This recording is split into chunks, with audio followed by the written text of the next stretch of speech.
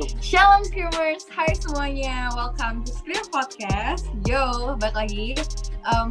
Pertama kita mau ucapin dulu dong semua orang Merry Christmas. Kemarin itu Natal, ya Do, bener gak sih Do? Natal kan kemarin tanggal 25, yes, Merry Christmas. Ya, Merry Christmas.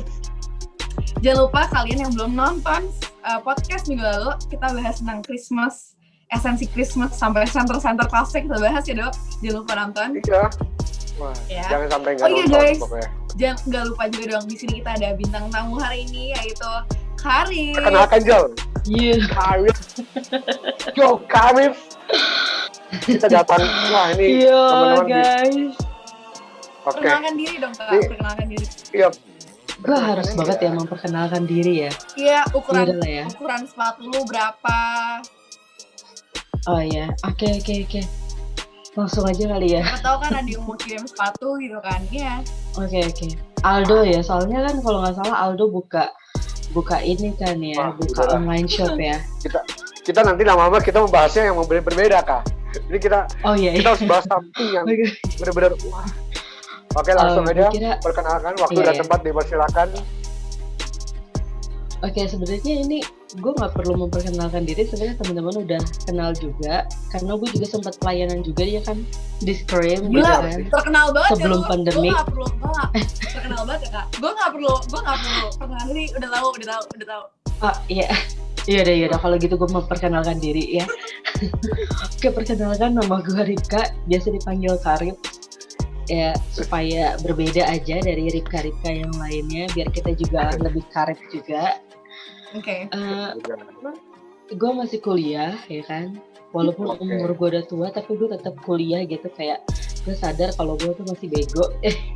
Jadi gue masih kuliah. Ya, kuliahnya di STT ya kan, STT Karisma Bandung, dan saat ini gue ada di Bandung. Yoi. Gimana Kak, Bandung, kabarnya di Bandung tuh? Copit gimana di Bandung? Tolong ya, ini jam berapa ya? Ini baru opening gitu. Nah, apa kita kan menjamu tamu kita. Gimana Copit di Bandung, Copit gimana? Bentar dulu, sebelum itu Puji kita Tuhan kan masih ada bertahan. Opening bumper dulu. Opening bumper dulu ya? Iya. Oke. Aduh, gue gak ngerti. Ya udah kita opening bumper dulu aja ya. Gue gak ngerti sama kalian, yang penting gue kenalan aja. Bersama gue, stay tune terus guys. Bersama gue Angel. Gue Aldo. Dan gue Ripka. This is Scream Podcast. Scream out the truth. Scream out the truth.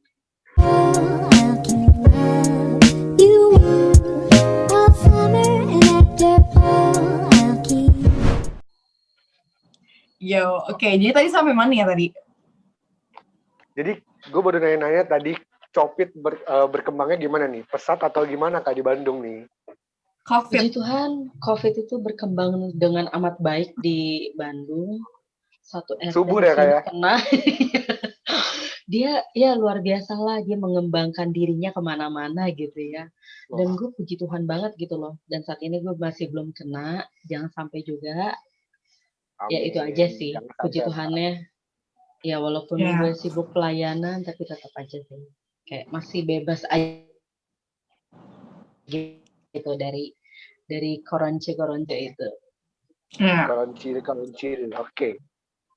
Jadi hari ini nih, kita langsung aja dah Jel, nggak usah pakai bahasa basi dah. Kita mau bahas apa Jel? Kasih tahu tema kita pada podcast kali ini. Yes guys, jadi hari ini kita bakal masuk ke little submateri ya bilangnya. Jadi kayak materi baru gitu, submateri baru. Judulnya kasih tau Dok, judulnya apa Dok? Wah, judulnya ya Jel. Kayak mood gue lu yang lebih tahu dah Jel, judulnya Jel. Ini main lempar-lemparan ya. Lu aja Jel. Gue cuma nanti yang bawa podcastnya. Emang gak bener Kak. Aduh. Langsung kasih tahu aja Jel. Judulnya adalah Small Instruction Scream Saturday. Asik, gila. Sumpah. Di sini tulisnya kayak gini.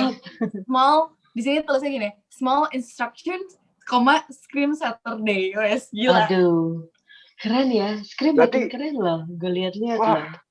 Namanya juga Scream Kak. Scream. Aduh. Itu dia. Yes. Nah, kasih tahu aja kalau teman-teman di rumah yang belum ngerti bahasa Inggris ya kan.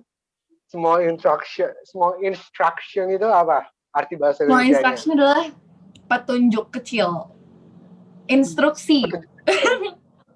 Oke, berarti petunjuk kecil dari Tuhan Apa? ya. Ya, instruksi dari Tuhan. Apa ya? Benar. Iya, suruhan dari Tuhan. Ya, gitu. Oke, jadi ngomongin tentang instruksi nih dari Tuhan, ya kan? Kalau gue boleh tahu tuh, coba Karis boleh nih, kayak sharing kan instruksi dari Tuhan, kita harus sepakat dulu nih, berarti itu mengenai kehendak Tuhan dong. Ya nggak? Instruksi dari Tuhan, berarti apa yang Tuhan suruh. Nah, sedangkan yang kita tahu kan, Tuhan itu, maksudnya firman itu Allah sendiri, ya kan? Iya. Nah, coba gue pengen minta pendapat Karipka nih, ya mengenai instruksi, mengenai kehendak Tuhan. Nah, kalau misalnya nih kakak bisa dapat baca firman. Nah, kalau saya baca firman bisa dapat something gitu, biasanya kakak bakal ngapain dulu, responnya apa dulu sih? Pas baca firman gue dapat A nih. Apa yang akan kakak lakukan pertama-tama dan selanjutnya seperti apa? Kalau menurut gue ya, small instruction yang maksudnya kalau misalnya satu kali gue baca Alkitab gitu ya, yang tadi lo bilang, baca Alkitab terus gue dapet petunjuk gitu ya. Pertama gue responnya, ya gue aminin dulu gitu, satu, gue aminin, oke. Terus gue nanya sama Tuhan, Tuhan maunya apa gitu. Kadang kan kita begitu dapat instruksi, kita langsung berkobar-kobar, kita langsung kasih tahu ke orang-orang gitu kan. Padahal itu tuh instruksi hanya untuk diri kita sendiri, bukan untuk umum gitu. Tergantung. Jadi kita tanya Tuhan, Tuhan mau aku ini tuh untuk apa gitu? Apakah ini instruksi ini secara generalisasi gitu? Generalisasi gitu lah. Pokoknya gitulah. Secara general atau hanya untuk pribadi diri gue. Kalau misalnya itu dapetnya untuk diri gue sendiri, maka yang harus gue lakukan adalah ya gue berubah untuk diri gue sendiri gitu loh. Yang gue lakukan adalah untuk diri gue sendiri gitu. Tapi kalau misalnya ini untuk satu komunitas, atau untuk orang lain, maka gue harus konfirmasi juga ke orang lain gitu. Bener nggak dia sedang mengalami sesuatu, misalnya dia dalam masa kesulitan seperti masalah pribadi dan segala macamnya. Gue tanya dulu sama dia gitu kan. Terus gue tanya dulu ada apa, misalnya seperti itu, dari yang belum kenal gitu, belum kenal banget, gue tanya, hai gimana kabarnya dan segala macam gitu kan. Baru gue masuk ke ke intinya gitu, kepada apa yang Tuhan mau sampaikan ke orang itu gitu loh. Tapi kalau misalnya untuk pribadi gue, ya gue untuk lebih mengoreksi diri sendiri sih. Gue melihat, gue dapet ini untuk diri gue nih, berarti gue harus koreksi diri gue sendiri gitu loh. Oke. Jadi maksudnya lu lebih ngarah ke, misal lu dapat firman, lu dapat rema misalnya, yang lu lakukan adalah lebih ngarah ke tanya ke Tuhan dulu ya. Ini sebenarnya firman ini tanya untuk balik kepada Tuhan. menegur kita atau untuk memperbaiki kita, atau firman ini Tuhan sampaikan untuk kita buat ke orang lain gitu ya. Iya, betul banget. Tapi gue pengen nanya nih, mungkin gue gak mungkin keluar dari tema kita yang satu ini dulu. Kan kita ngomong instruksi itu, kita udah setuju bahwa itu adalah kehendak Tuhan, ya kan? Nah, kalau misalnya nih kita pernah nggak sih Kak, lu baca firman lu udah banyak baca firman sampai satu pasal, tapi kayak lu tuh nggak dapat apa-apa gitu loh. Pernah sih, gue pernah ngalamin hal itu, asli. Nah, itu gimana lu nanganinnya gimana? Nah, gue pengen tahu nih, berbagi dulu dong. Oke, kalau misalnya ketika gue baca firman itu dan itu masih belum nyampe di gue, maksudnya gue belum dapet gitu kan, gue akan kejar terus. Gue akan baca itu berulang-ulang kali sampai Tuhan tuh benar-benar kasih pengertian untuk gue gitu. Jadi gue yang ngejar Tuhan maunya kayak gimana gitu. Tuhan, ini firman-nya seperti apa? Kok gue masih belum ngerti gitu ya kan? Tuhan, kok saya masih belum ngerti tentang hal ini gitu.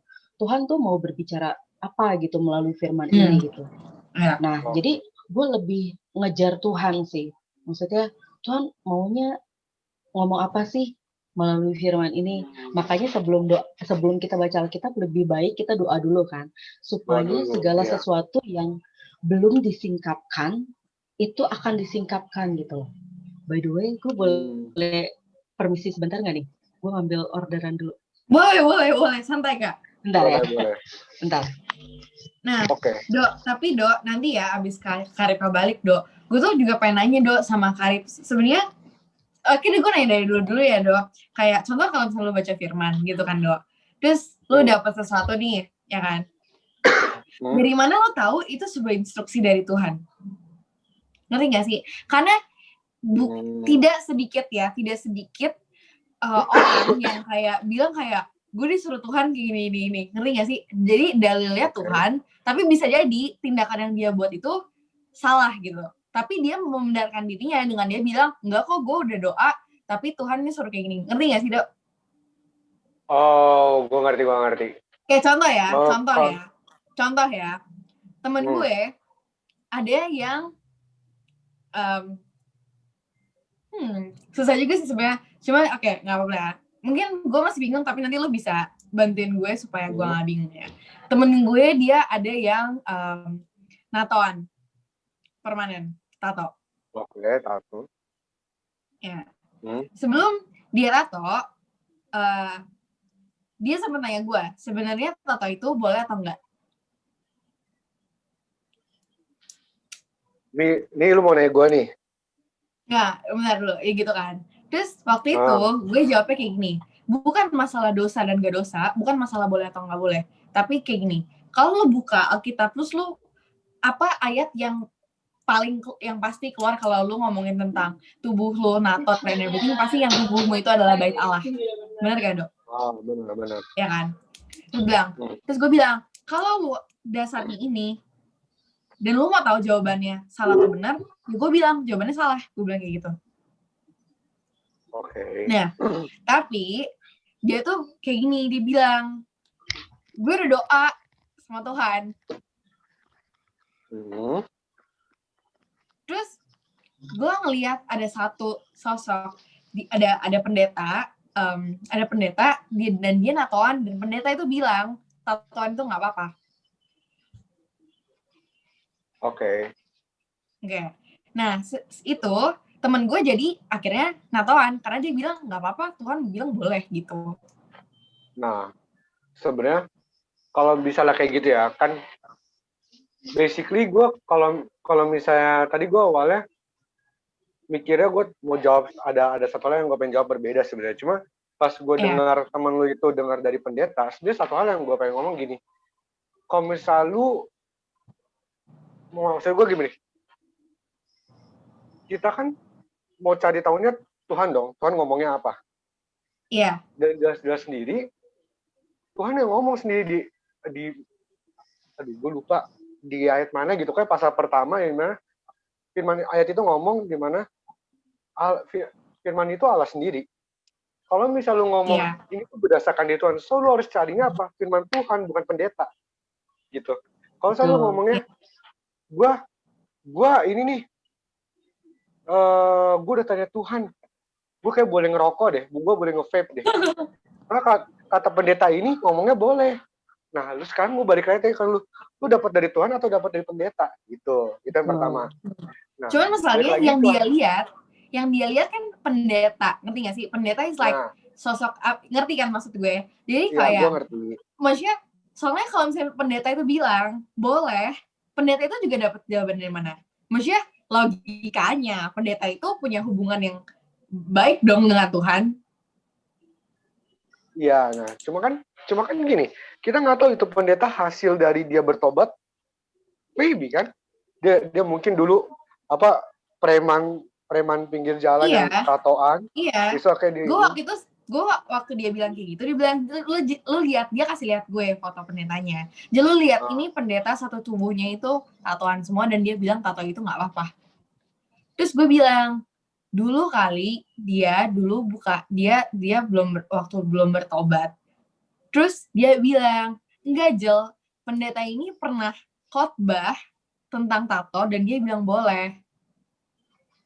Oke, nah sebenarnya kalau gue juga punya teman sama kayak lu juga gitu. Jadi teman gue nanya mengenai dia nggak tato, tapi dia rokok, dia minum-minum. Dia satu hari dia kayak ke gue, Dok, boleh nggak sih gue minum-minum? Yang gue jawab adalah gini, karena gue tahu dia itu udah pernah ngerokok, dia udah pernah minum-minum, dan dia lumayan menyukai dengan kegiatan seperti itu. So yang gue jawab apa? Yang gue jawab cuma gini, kalau buat gue, kalau misalnya at least lu jangan sampai lu dikuasai. Masa gue begitu gue jawabnya. Karena gini, jangan sampai rokok itu atau minum-minuman anggur kayak wine atau apa, vodka segala macam minuman itu menguasai lu. Maksudnya menguasai itu gimana? Gini, maksudnya gini, lu tahu, lu sadar, lu kekurangan dalam finansial, tapi lu bela-belain ngutang sama orang lain untuk lu beli rokok. Cuma buat minum-minum, ya. Ya, itu salah. Lu bela-belain, lu tahu nih, lagi COVID kayak gini, lu nggak boleh keluar, tapi lu bela-belain keluar cuma buat apa? Buat bareng-bareng sama teman-teman lu ngerokok sambil minum-minum. Itu artinya apa? Lu udah dikuasain sama rokok tersebut. Kalau nggak, begini, lu udah tahu lu sendiri gak bisa minum, lu paksain minum terus. Karena apa? Lu suka dengan minum-minum gitu, atau lu suka orang-orang bilang, wah lu jago dah, lu nggak mabok-mabok. Nah itu yang salah sebenarnya. Nah situasinya itu pada saat gimana, Jel? Pada saat temen gue itu udah ngalamin dulu. Nah kalau misalnya temen gue, kita beda di situasinya, kondisinya misalnya temen gue belum pernah minum-minum, belum pernah ngerokok, atau enggak balik ke masa lalu, temen lu nggak pernah belum pernah tatoan nih, ya temen lu belum pernah tatoan. Yang gue bakal jawab adalah waktu temen lu nanya boleh nggak sih nato, gue coba bilang, kalau nggak salah Paulus pernah ngomong mengenai segala sesuatu halal bagiku, tapi tidak segala sesuatu berguna bagiku, kalau nggak salah. Ada nggak sih itu Kak Kadip Kak? Kayak ya benar. Kalau nggak salah Paulus ada. Kan segala sesuatu halal bagiku, tetapi tidak segala sesuatu berguna bagiku. Maksudnya gini, ya kita memang tidak diajarkan bahwa lu bertato itu lu salah, lu berdosa, nggak diajarkan. Nggak secara langsung, ya. Iya, tapi maksudnya yang mau Paulus ngomong apa sih? Kalau lu bisa lu nggak bertato, ngapain lu harus bertato? Kalau lu bisa nggak usah ngerokok, ngapain lu harus ngerokok biar dipanggil keren? Ya nggak sih? Iya, ngerti. Kalau misal lu bisa, kan kita tahu nih, kalau ngerokok itu nggak baik, mengganggu kesehatan, minum-minum juga nggak baik, isu juga, gue nggak tahu kalau tatoan gitu apakah ini ke kulit, gue nggak tahu kalau tatoan. Maksudnya lu harus tahu dulu, lu kayak begitu buat ngapain, berguna nggak buat diri lu sama buat Tuhan sama buat sesama. Kalau misal lu ngerokok nih, lu udah tahu nih ngerokok nggak bagus buat diri lu, besok lu punya penyakit, lu suka batuk-batuk lah, misal perokok dikit langsung batuk-batuk, ya lu ngapain ngerokok gitu, biar ngikutin temen lu, ngapain, nggak guna gitu. Nah itu yang gue, kalau gue bakal jawab seperti itu ke temen lu gitu. Karena gue ya yang gue dapat pesan dari Tuhan ya kayak gitu, dan itulah yang gue jadikan dasar kalau misal kenapa temen gue juga suka nawarin, Dok mau nggak nih merokok, juga enggak, gue nggak mau. Karena kenapa? Karena gue tahu orang gue sendiri suka nyium bau rokoknya, suka pusing, ya ngapain gue ngerokok, ya nggak?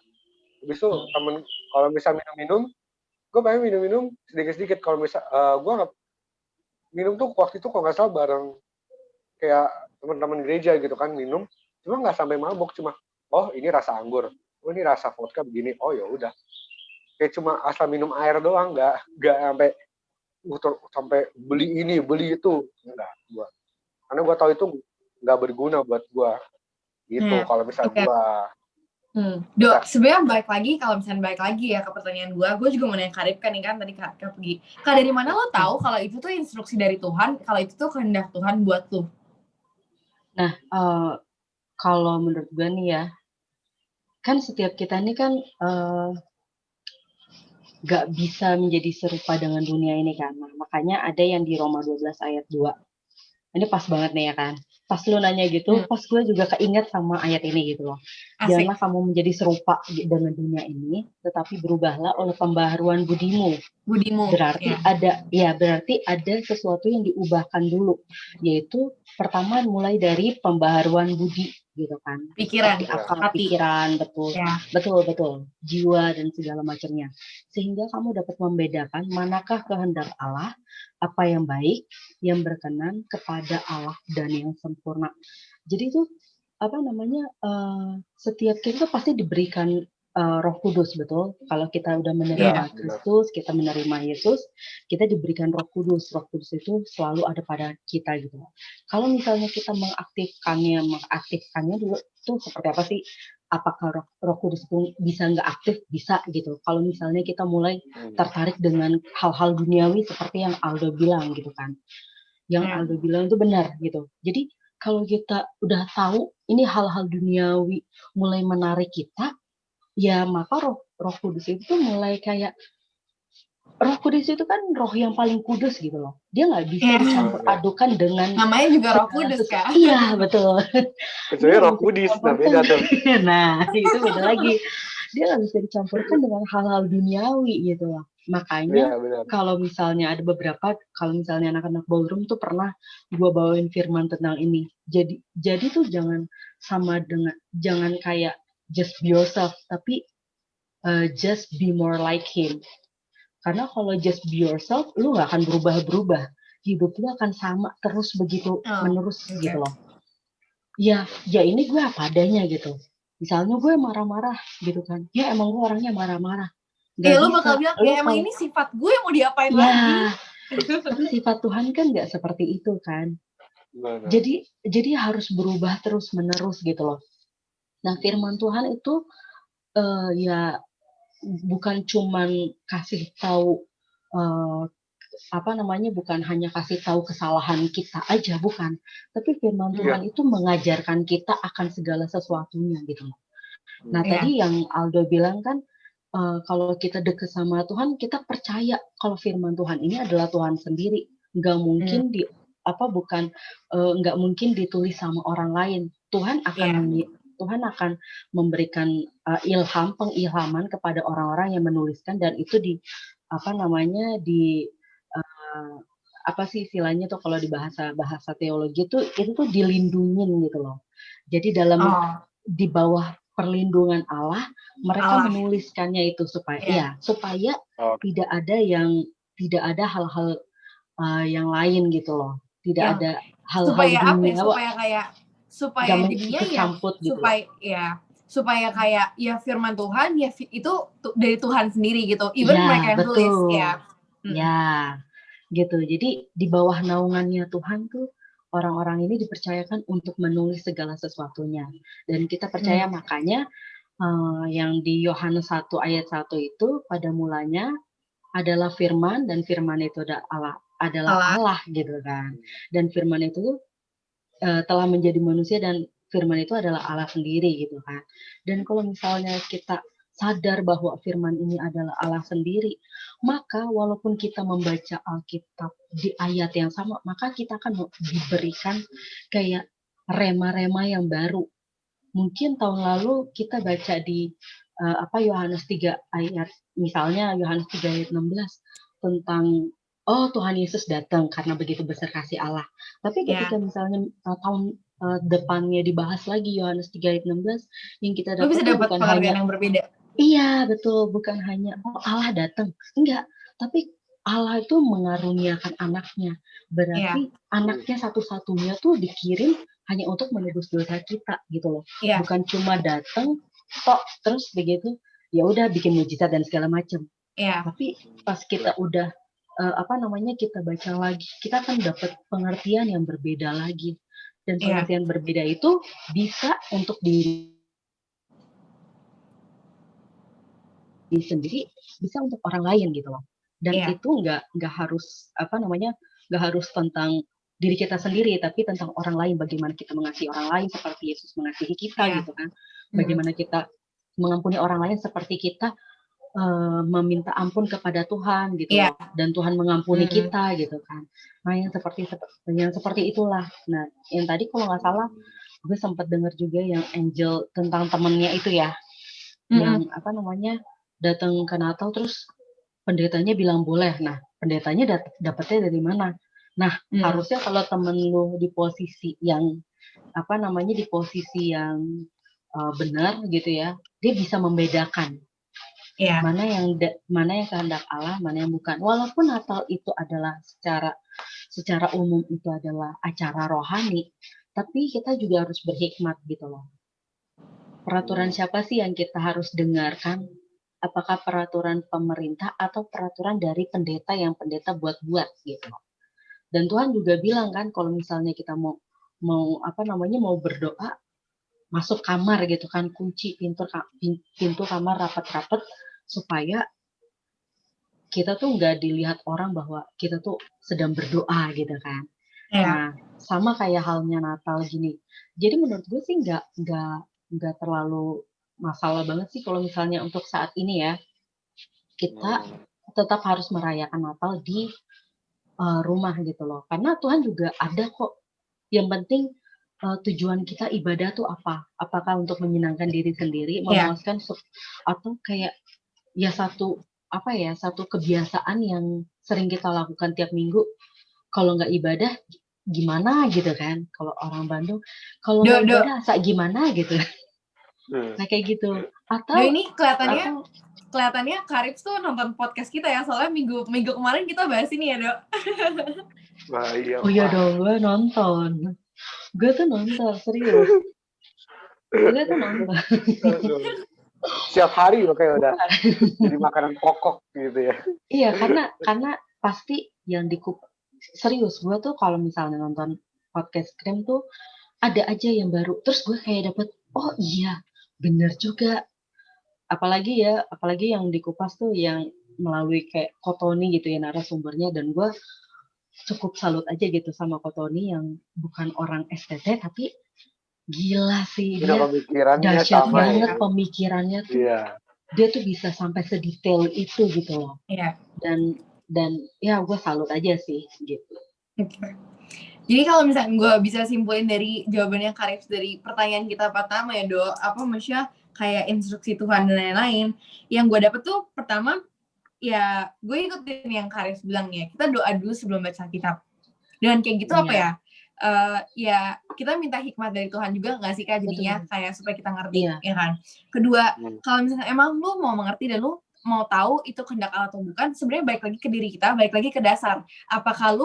Apa dasar lu, pikiran lu apa, sudut pandang lu apa? Apakah sudut pandang lu udah kebenaran ada di sudut pandang lu atau enggak? Karena kalau misalnya dasar lu udah bener, kayak lu udah berubah dan lu udah nggak jadi serupa dengan gambar dengan dunia gitu, lu nanti bakal bisa ada jempol gitu ya Kak, lu bisa ngerti sendiri, lu bisa membedakan yang mana kehendak Allah, yang mana yang bukan. Dan yang gue suka banget sama yang tadi Karif bilang itu bukan just be yourself tapi be more like him. Itu dia. Mengenai kita bahasnya tadi tentang instruksi dulu nih ya kan.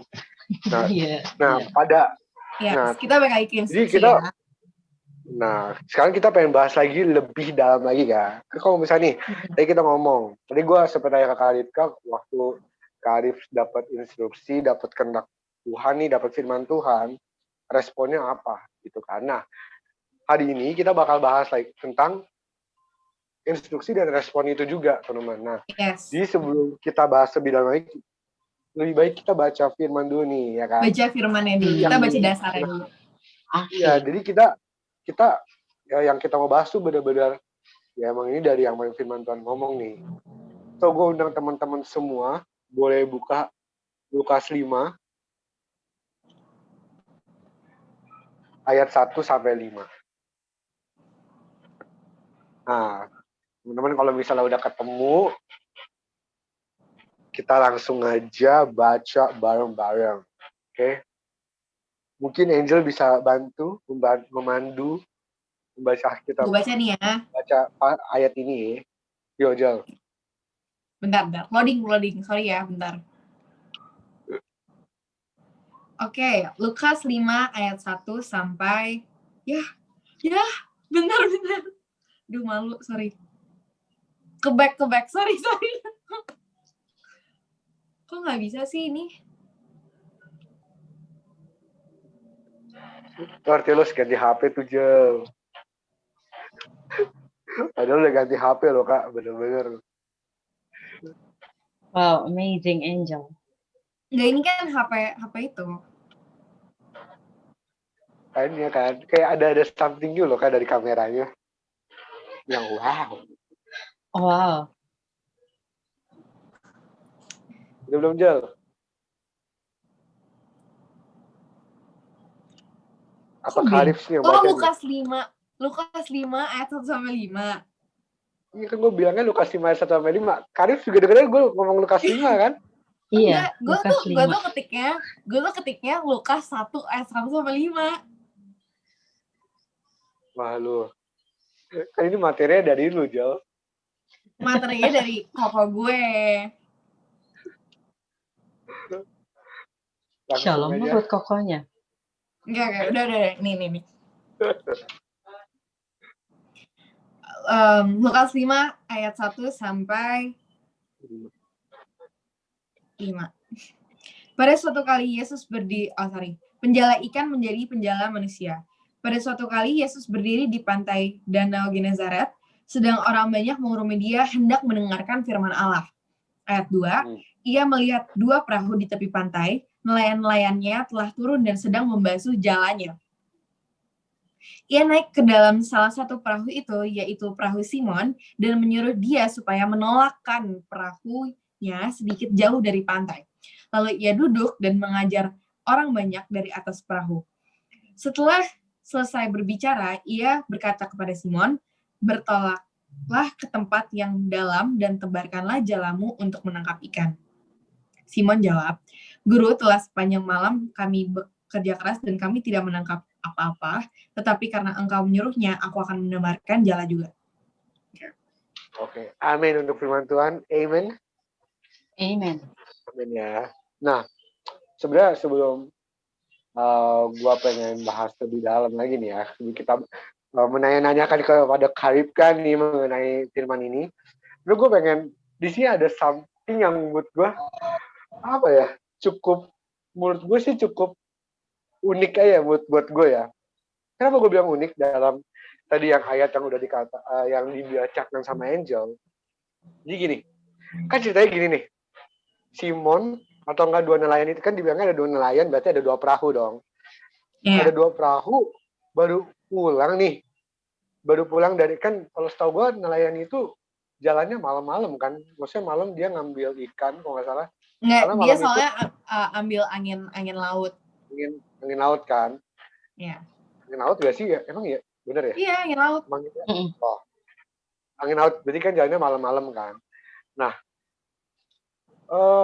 yang aneh, kenapa sih gue bilang ini unik dan dikit aneh? Karena gini, ibaratnya nelayan ini udah semalaman nyari ikan, dan satu pun gak ada yang dapet.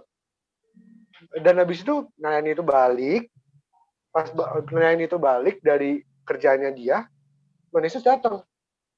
Pas Tuhan Yesus datang, dia pilih salah satu perahu, yaitu perahu Simon. Dia duduk lagi di situ, minta Simon buat suruh bertolak lagi.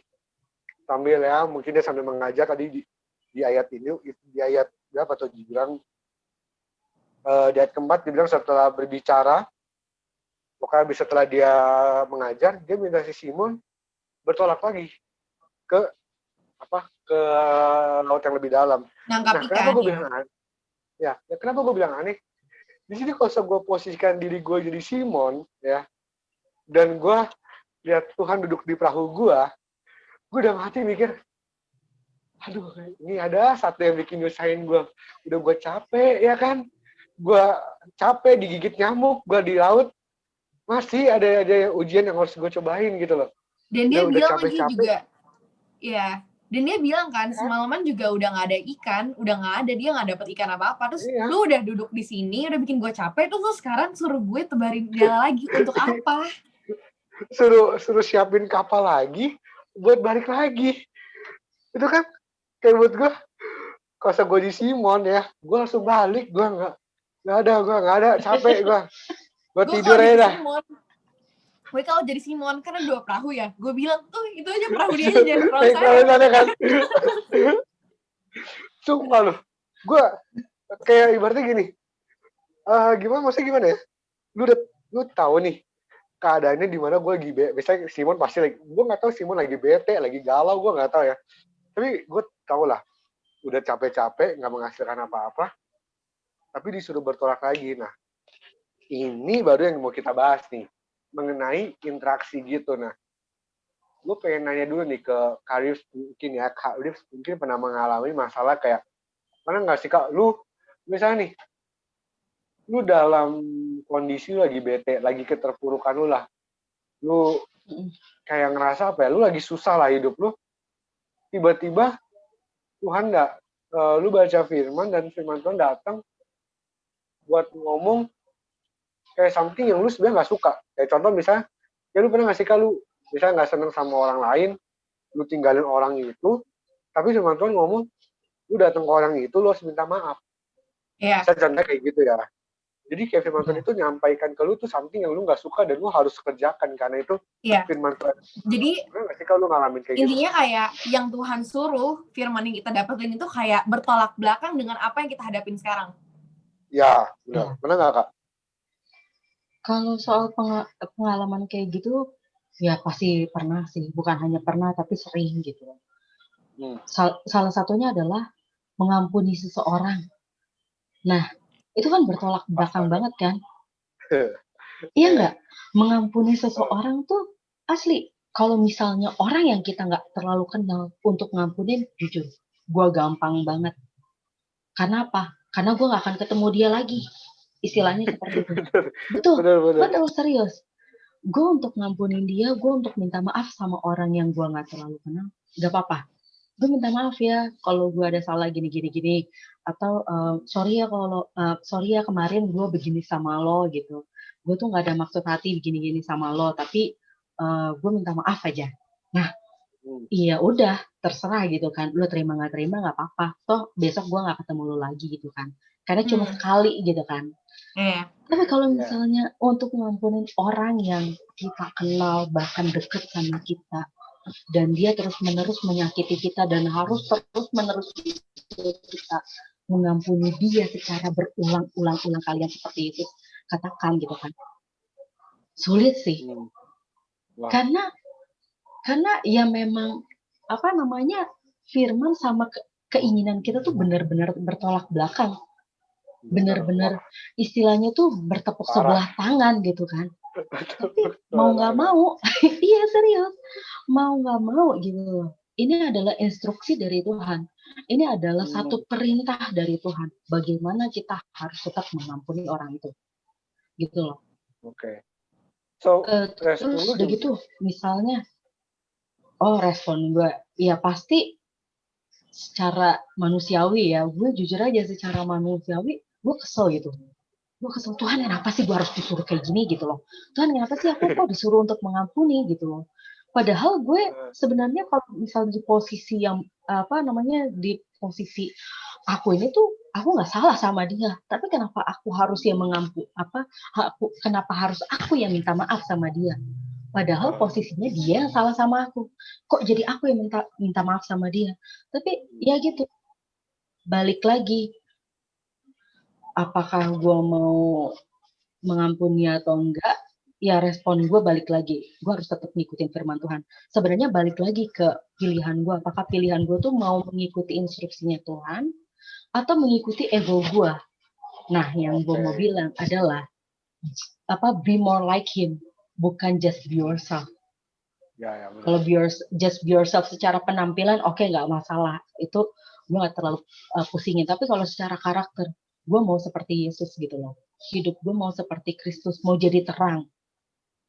Sekalipun ya di tengah-tengah orang yang udah mengenal Kristus, tapi dia ternyata masih butuh terang itu gitu loh. Ada kok di firman-Nya gitu kan. Menjadi terang bagi sesama gitu loh. Iya. Berarti Itu kalau sih. misalnya yang gua lihat berarti lu sebenarnya nggak seneng kan? Lu sebenarnya nggak suka, lu bukan ya emang lu nggak mau sebenarnya kan kalau bisa. Iya, Gua nggak minta maaf nih. Tapi lu tetap betul. lakukan kan? Nah, Lakuin tetap. itu dia. Wah, jarang sih bos yang punya mental Ya. kayak gitu tuh jarang. Karena Itu gue ya. karena gue pernah Itu ini aja bicara sih, gue ini. Kenapa? ya. Lanjut aja dulu, Jal. Sorry gue tuh orangnya tuh suka banget motong pembicaraan, maaf ya. Nggak apa-apa. Dan gue tuh kadang nggak sadar. Jadi kadang gue sering dimarahin sama kalian gitu kan, kayak Jal motong pembicaraan orang gitu. Sebenarnya itu balik lagi ngomongin tentang respon dong. Kalau ngomongin tentang respon dong, gue jadi ingat sama free will. Nah itu dia. Jadi kalau misal ngomongin tentang free will sih, kalau misal lu mau kaitin dengan apa yang Firman, maksudnya yang kan kita lagi bahas tentang instruksi nih, sama dan respon kita. Gue pas dengar Karipka cerita kayak gitu, gue keinget sama Tuhan pernah umpamakan tentang orang yang kalau nggak salah layak masuk kerajaan surga apa. Jadi yang seorang bapak nyuruh anaknya pergi ke ladang, dia cuma bilang iya. Oh iya, I know. Nah, sama ada satu anak lagi yang disuruh ke ladang, dia Dia marah-marah. nggak mau, Dia marah-marah. Iya, nggak mau, ngedumel, tapi dia jalan. Dan Dia Tuhan jalan. tanya kan, iya, kalau nggak salah Tuhan nanya kan, siapa di antara anak ini yang kalau nggak salah berkenan melakukan kehendak Bapak. Oh iya, melakukan kehendak Bapak. Nah, habis itu Tuhan bilang, ya anak yang kedua, karena dia mau marah-marah, dia marah-marah, dia melakukan. Nah, itu respon yang menurut gue jarang orang bisa lakukan. Kalau buat gue ya. Betul. Karena kalau misal gue sih pernah ngalamin juga sih, Jol, Kak. Jadi kayak gue lagi demen nih. Gue lagi nyaman dalam kondisi kayak gue ngomongnya gimana ya? Gue tahu gue sedang lagi berada di kondisi zona nyaman gue. Tapi bener, firman Tuhan tuh selalu kadang-kadang datang. Kadang-kadang kayak kita nggak mau nih, Tuhan tuh ngomong kayak gini. Tapi Tuhan ngomong masalah itu ya kan. Padahal kita tahu itu salah, ya kan. Jadi gue lagi di zona nyaman gue nggak mau, udahlah ini gue pengen kayak gini-gini aja terus. Walaupun gue tahu sebenarnya ini salah, cuma ya gue pengen begini terus karena itu mendatangkan kebahagiaan bagi gue. Nah, jadi dulu gue baca firman dulu Tuhan ngomong ini salah gitu. Nah itu gue pas denger kayak gitu, benar-benar dilema. Gue sampai, aduh Tuhan, kenapa firman Tuhan datangnya begini gitu kan? Kenapa firman Tuhan datangnya nggak yang lain gitu, kayak apa kayak tentang buah roh kayak biar nggak terpukul gitu gue. Cuma ya gitu. Akhirnya yang gue harus lakukan adalah ya waktu gue sadar kalau bisa gue salah dan gue tahu gue sudah nggak suka akan hal itu, ya gue gimana lagi, karena kalau misal lu fokus lu prioritas lu kalau misal buat jadi benar ya udah lu harus lakukan gitu. Even kita suka nggak suka ya harus kita lakukan. Kayak Karif nggak suka, padahal apalagi kalau bukan salah kita ya, kayak itu benar-benar wah itu benar-benar ini banget sih, pengen dihajar aja dong orangnya kalau bisa, diomongin Kak kalau di labe turah ya kan. Cuman ya itu yang Tuhan mau kita lakukan adalah ya be more like him, bukan be yourself gitu. Nah kalau lu pernah nggak sih ngalamin kayak gitu? Lu dapat firman yang bertolak belakang banget dengan keinginan lu sebenarnya. Actually, I make a mistake about this. Justru kalau misalnya tadi di kalian tuh respon yang benar, maksudnya respon yang kayak even kalian kayak nggak suka dan everything kalian tetap ngelakuin, justru gue ngelakuin kebalikannya. Gue mungkin bisa mewakili beberapa orang juga, karena juga ya nggak sedikit ya orang yang bisa ngelakuin respon. Ya, benar. Jadi kayak actually gue takut untuk ngomong ini, tapi karena gue takut salah bahasanya. Jadi tadi pas lu cerita kayak gitu, gue gak ingat kalau misalkan tentang zona nyaman and everything. Terus gue ingat banget, dulu gue berada di satu titik yang gue gak nyaman sama sekali. Oke. Gue gak nyaman sama sekali, akhirnya gue memaksa diri gue sendiri untuk keluar dari ketidaknyamanan itu, dan gue memilih untuk gue mau nyaman-nyaman aja please gitu loh. Gue nggak mau kayak gini, gue nggak mau kayak gitu. So I tried so hard to drag gue dari keluar itu, dan di akhir-akhir ini di tahun ini baru gue sadar, jadi doa gue tuh sempat berubah.